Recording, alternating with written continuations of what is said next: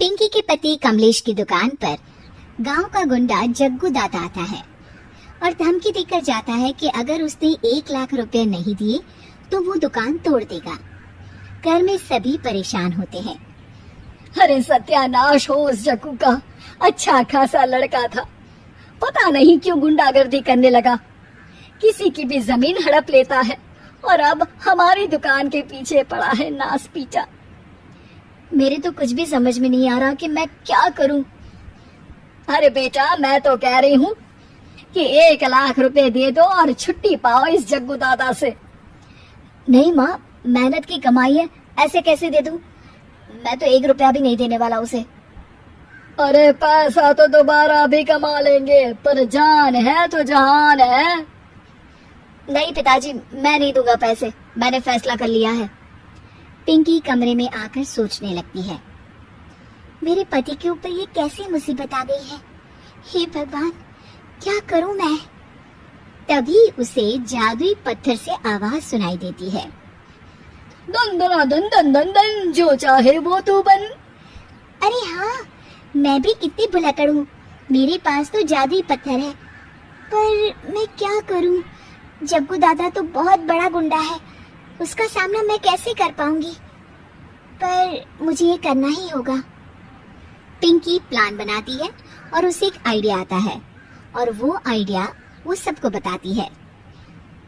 सुनिए, मेरे पास एक प्लान है, आप जग्गू दादा को पैसे देकर उन्हें घर पर खाने पर बुलाइए।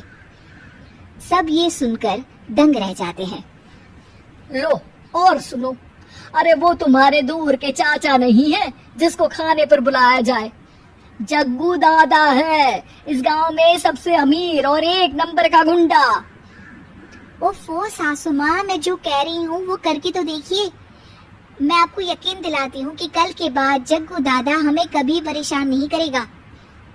पिंकी के कहने पर कमलेश जग्गू दादा को रुपए देता है और उसे अपने घर खाने पर बुलाता है। अरे भाई, मानना पड़ेगा कमलेश, काफी तरक्की कर लिया तुमने। 1 लाख रुपए तो बड़ा ही कम डोनेशन था। जग्गू दादा सोफे पर बैठता है और सबसे मिलने लगता है। अरे भाई लता मौसी, ठीक तो हो ना? सुना है घुटने में बहुत दर्द रहता है। हाँ बेटा, पर तुझे कैसे पता चला? अरे जग्गू दादा सारे गांव की खोज खबर रखता है, और वैसे भी मेरी माँ और आप तो बचपन की सहेलियां थी ना, तो आप तो हमारी मौसी हुई। मौसी कहकर 1 लाख रुपए का चूना लगा रहा है कमबख्त। तभी बेल बजती है और कमलेश दरवाजा खोलता है तो सब दंग रह जाते हैं। अरे एमपी साहब, आप आइए आइए, आप कमलेश को कैसे जानते हैं? अरे भाई, कमलेश हमारे बड़े ही अच्छे मित्र हैं और मैंने सुना है कि आप इनकी दुकान हड़पना चाहते हैं, इनसे चंदा भी मांगते हैं आप।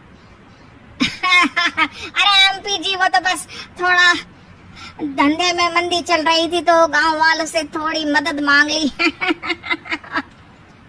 देखो जग्गू दादा, होंगे दादा तुम अपने घर के, ये हमारे पहचान के लोग हैं, इनके साथ तुमने कुछ भी उल्टा सीधा किया तो सीधा जेल में डाल देंगे, समझे?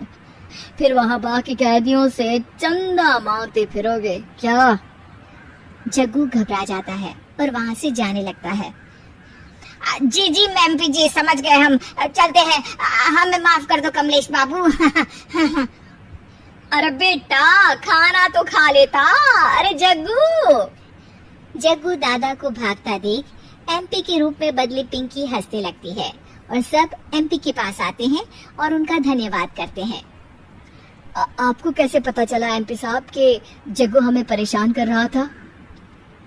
आपकी बहू पिंकी है ना, बड़ी ही समझदार है, वो मेरे ऑफिस आई और मुझसे मदद मांगी। क्या पिंकी ने ये सब किया? पिंकी अपने रूप में वापस आ रही होती है। अच्छा, मैं चलता हूँ, मेरा मतलब है। अरे ऐसे कैसे, आप बिना खाना खाए नहीं जा सकते, आइए आइए। नहीं नहीं, फिर कभी, मुझे जाने दीजिए। पिंकी भागती है। अरे इन्हें किस बात की जल्दी थी? लगता है कोई इम्पोर्टेंट मीटिंग होगी माँ। हाँ भाई, बड़े लोग हैं, दिन में कुछ ना कुछ चलता ही रहता है। लेकिन भगवान का शुक्र है कि आज बहू की वजह से सब सही हो गया। पर बहू है कहाँ? पिंकी घर से दूर भागते भागते अपने रूप में वापस आ जाती है। उफ, बाल बाल बच गई आज तो।